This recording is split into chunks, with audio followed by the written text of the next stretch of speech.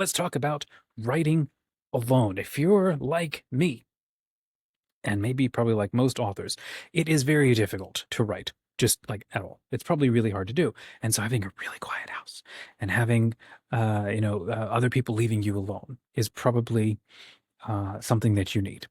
Um, Coming from my childhood background, so I grew up in New Zealand and Australia, and we were constantly moving. And um, I am the eldest of 8 kids, and so it's very hard to find time to be alone, so that you can like relax and disassociate on purpose, so that you can focus on becoming a whole nother person in a galaxy far, far away, going on all kinds of improbable adventures. Um, well, what ends up happening is if you keep chasing that, what happens? Well, I think we've got this myth of the Hobbit alone in the Hobbit hole, right? Cue Bilbo trying to write his Red Book of Westmarch, I think it was, or other authors in these lovely rotating sheds at the bottom of gardens. I can't remember who that was. You're always running away from everybody to go to try to write. And then you finish writing, and at that point, you're pretty happy with it. And then you don't maybe share it with anybody because, ugh, people, right? Well, I think you can fall into a trap. And unless you create some little safeguards early on, you're going to stay in a trap of writing alone and never getting help, feedback, moral support, because inevitably you'll hit a slump. Unless you're someone like Stephen King, where you don't need to write every day anymore, but he's done the work of putting in the habit of daily discipline. I think, what does he do? Sit down from like 9 a.m. to 12, and he does not leave his room until X number of words are done, and he just sits and writes for hours. Or Ursula Le Guin, or some of these people with these wonderful disciplined habits that they've established for years. They've been practicing. We're not at that point. I think these are often also people who have had a lot of reward in that they've been published and they've become extremely successful and all of this, and maybe they do this kind of thing full time. But if you're like the rest of us at the bottom of the pyramid who are still trying to figure it out and get into it, you're more like Ray Bradbury, right? After the kids have gone to bed or early in the morning, standing up in the basement, banging out a story on a typewriter because that's all you have time for. And you don't have a lot of reward yet. You don't have a lot of the lots of good things and the attention and the sort of the royalty checks coming that reassure you that it's okay to huddle away from people for a long period of time and just write. You don't yet have that. So what happens when you hit a slump like the rest of us? Well, you probably don't write. And then if everybody around you doesn't get you, they don't know what you're doing, they don't understand why it matters. And let's say people at your parish or your community center or your local school, they're like, "Oh, you're right, that's kind of cool." And then you have a slump, and you might need specific things, specific questions, specific kinds of encouragement. And nobody else if there are no authors around you, they have no idea how to give that to you because they have no idea what you need. They just think that you're just in a slump. Just sit down and write, son. Get her done. And you're like, no, it doesn't exactly work that way. Now, there might be some truth to it, but if you're like most of us creatives, like you hate being forced into anything. There's that sort of creative rebel spirit that's like, it doesn't feel right. And we are way too attuned to how we feel to just shove it down and keep going. Now, you can, and there might be some discipline that can come from that. That might be a good thing. It may not always be, and that's why I don't like hard, fast rules for everybody. Certainly some rules that do make sense is having some kind of a system. I mean, that just benefits everybody, so that you can choose to drop the system or break the system at any point. But having anything is probably a good idea. Having a sense of discipline is always good, no matter who you are. What is discipline? It's just implementing your systems, right? And we talked about that when we talked about imposter syndrome, I think in the last conversation. Sort of a deep dive into all of that. Here's what I found. I think that if you're writing all by yourself and you're not sharing it with anybody, you know who's listening? It's you in the mirror, you in your own mind and your own soul. And all of your content is sort of rattling around you inside like a little circle. And there's no external interest, there's no external feedback, there's no external storytelling, there's no anything from anybody else. that's coming in to keep nourishing you. And you do need that. I think you do need that as an author. Storytelling is not just a exercise that you do or something that you do completely by yourself, for yourself. Not normally. It's a form of communication. If you're standing and you're talking to an empty stage forever, I might begin to wonder if you're okay. If you're standing in the dark and there's nobody in the room and there's just the spotlight on you, and you're in a play of your own making that nobody's ever heard and nobody knows where it's going, and you don't really care because you're just doing it with yourself. I would get to a point where I would wonder, buddy, are you okay? Maybe let's go have a coffee. Let's sit down. Let's talk together. Like, do you have anybody to talk to? Blink if you're okay. Well, I think storytelling can be like that too. Storytelling of its nature is a communal act. And I don't like to be reductionist and go, well, everything can be reduced back to cavemen around campfires. There is that. I do think that happens because something deeper is in play. I think that it is vital as humans to be in communication with each other. And if you get something like an idea or something and you want to share that, or you want to translate that into something that is communicating, why do we communicate? It's not to an empty cave or an empty amphitheater. It's so that we can have something to share that brings life or help or health to somebody else, to another person. Because how we're oriented in life. We're like a little trinity. It's like a triangle. There's you. There's the ultimate good that orients your whole life, everything that you do. And then there's others whom we believe are instantiations of this ultimate good. And we're trying to figure out how we can live that out too. So if we're not engaging with other people in some maybe limited way, I'm not saying everybody has to get up on stage. If you're like most authors, you would never want to get up on stage anyway, but we are constantly in dialogue with our ultimate good and with how that ultimate good is present in others, even in a veiled, shaded way, because it's veiled and shaded in us. So we're figuring that out all the time. And then when we learn something, we want to share that with others. So storytelling is a communal activity, or it's a relational activity. So if you're writing novels, at some point, it's probably a good idea to try to share that with somebody else. Again, if you're like me and you are before the whole internet era, right? When I grew up, so I was growing up in Australia, New Zealand, I sound like a total, kid from like Stranger Things, even though it was the early 2000s. We just didn't have internet. Excuse me, for a long time, we just didn't have internet. Now my dad did, obviously, because he needed it. And I remember dial-up. You probably don't remember that, do you? Type dial-up in the comments if you do. But we used to have dial-up to get online and all of that. We didn't. My dad did. We would have local word processing. So we would type things, maybe locally. And the only people I would share stuff with, of course, is some of my siblings. I might try to print like a book out and pass it to a couple of friends at the homeschool co-op. And my goodness, seeing the sort of glow light up in their eyes, like, you wrote this? And I'm like, yeah, I just punched through handwriting for 50 pages. You do get some very valuable things.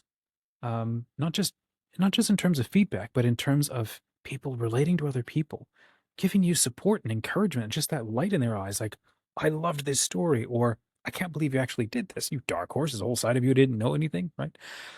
And I remember the first time that I ever got online and I searched up, like, I think it was like fiction writing or story writing community or forum, or where can I post my stories online? Probably is what I typed. And I found an old forum. And I remember I was in a French, it was a boarding school in France, an English boarding school in France at the time. And then I discovered this website, like, I can post stories on there because other people are posting stories on there, and I can give feedback and I can get feedback. And it was one of the most incredible things I'd ever discovered. Now, I was an absolute snot-nosed, elitist-minded sort of person, snot-headed. And I learned a little bit about how to conduct myself better online, sort of how to make friends, but I also got fantastic feedback from people. And it was wonderful because some of them instantly aligned or helped me to see, here's where you're good. Here's where you can focus on this. I still am amazed at the kindness of people who paid it forward and gave me some good feedback, gave me any attention at all, because I was like an absolute nobody, a byline on like a little website, and a forum filled with thousands of stories, right? So here's then my other experience. When I started the community LegendFiction that I run, I wasn't writing for years. I hadn't written anything, barely even stories. And so hanging around this community If you're alone, like I was, I literally sit in a room kind of like this all day, right? I work remote, have for years, kind of been in like a long form of quarantine because of like, well, then the whole pandemic came. And at that point with the pandemic, it's like, well, a lot of us are even more alone. So it's incredibly just fantastic that there are things like online communities. I used to love Mythic Scribes, still do. I mean, they're pretty amazing. The mythicscribes.com community. If you haven't, go check them out. They're wonderful. And just sort of quietly hanging around and watching, just watching those conversations, just watching people chat and give feedback and support each other. And so then I went and started my own community because I'm like, well, we've, you know, what if we did that in a way that works for who we want to be and the kind of stories that we want to create in the world? Because everybody else is trying to like pander or cater to absolutely everybody. And I'm like, no, I'd like to create a community that focuses on a specific thing. Um, well, what happens, right? During the sort of the downturn season of writing, during that time when I'm not actually writing anything, and everybody goes through this phase. There's some days where you're like massively inspired, and other days where you're not at all. During that downtime, I'm just sitting there watching other people in the community write. And then they are getting excited and they're giving each other awesome feedback. And and then one day all of a sudden, like, oh, I can do this. And I just started and I wrote. And then I managed to punch out a 100,000 word novel. I'm still kind of amazed looking back at that. Downside is I haven't done it in a year. But then work has been busy and I've been just focusing on building the community. So technically, kind of building the community is like a massive story adventure, which is another thought. I'm thinking of starting a channel to talk about all of that kind of thing, tactics and tips and how to do stuff, right? But if you're always writing by yourself and you're not sharing it with anybody, I think it's a trap. I think it's a trap because it can keep you stuck. Because then when you bottom out and you don't have anybody else who knows what you're trying to accomplish, it's really hard for you to then muscle your way back into keeping it going. And let me go out on a limb here and go, this might be an issue more for guys than it is for girls. Guys are so much more used to, what is that line? White knuckling life like it's a solo sport. Most of us don't ask for help because we don't know how. We were never shown how. We were shown that we have to stand on our own feet and make things happen under our own steam. And it's a valuable lesson for for men to learn, young men to learn from an early age. But then the problem is it's never sort of tempered out with how to better relate and connect with other people. I think maybe a lot of women, do a lot better because I think women are oriented more by default towards relationship and networking. And that's usually why they have much better chat threads and text threads, and guys don't. So maybe a lot of this advice is just absolutely coming from someone like me, who not only has ADD but is a guy, and working, providing for his family. I think there's a lot of us out there. I'm actually kind of impressed at the number of young men who are in the community. And they all seem to share the same kind of questions that I have. So if you're writing alone, I think it's a trap. I don't think it's an ideal. I don't think it's the best way to go about being a writer. I think writers need to be in conversation with people. I think they need to be in, not just conversation with people. I think today you need to be building a brand, especially if you're trying to be an indie author. If you're not trying to be an indie author, then you're just trying to be a writer. That's different. If you're simply just trying to write, do whatever you want, obviously, and you're going to write for your family, just write for your friends, write for nobody. You're just writing because it's a fantastic, cathartic kind of exploration of what you think. You're basically journaling dramatically. But if you're trying to be an indie author, that's different. An indie author is trying to reach and network and connect with other people, and you're trying to grow a fan base, you're trying to grow fans, meet fans, sell more books, find more readers. And so you need to do stuff. You need to be in conversation with people. You need to be doing things that put you into a place of getting feedback with other authors. So joining a community, even if you just sort of hang around, just find free communities. There's so many out there, lots of forums. Some of them will even pay you to write on them, like Royal Road. I haven't tested it, but I've heard good things. Mythic Scribes, I mean, you can write and there's places to share your writing and there's just forums chattering all the time. They're fantastic. There's LegendFiction, which is our community where people are doing the same thing. They're writing constantly and they're joining little contests or they're just working on their own projects and they're chatting together and they're joining tournaments to motivate each other to keep writing if you're more of the word count warrior type. So, how legend fiction is solving this thing is trying to make it easier for you to keep writing by giving you the support of a community that understands it. So don't write alone. Find a group. You don't have to pay for anything. There are Discord servers out there, I'm sure. Um, you can check out like Google Inkwells and Anvils, their Discord server I know of. There's Raconteur Press.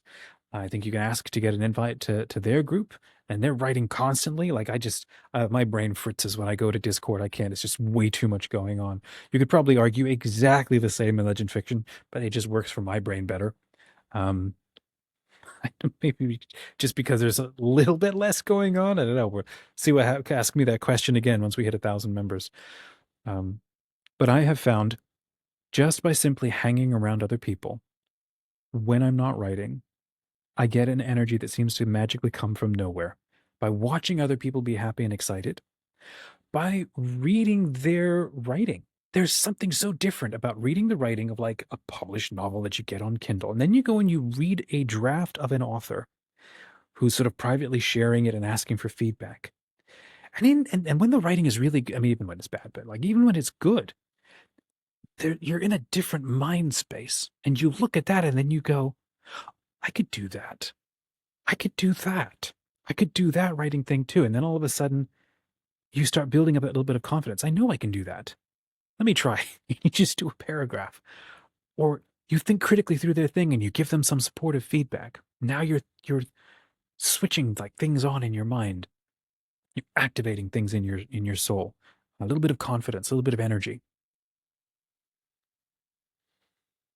So that's my recommendation. I don't think it's a healthy thing to write alone forever. You might need to do it for a season, and then we literally gather energy from each other. We share that to atomize and to shield yourself off from any sort of energy transfer, any sort of life that comes from other people.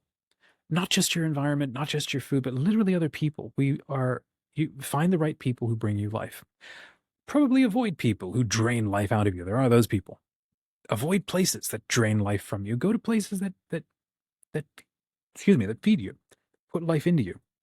And if you're an author, don't this is my recommendation because this is what I do. If you're an author, don't just be someone who just takes that energy, also give it, because it is in giving that we shall receive, right?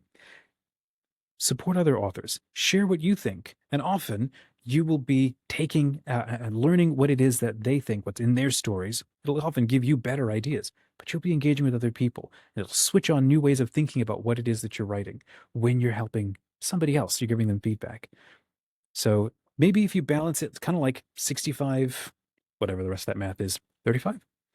If you balance that out with like 65 year on writing, 35% hanging out in a forum, just seeing what other people are doing, you're refreshing your mind, you're staying in touch with things.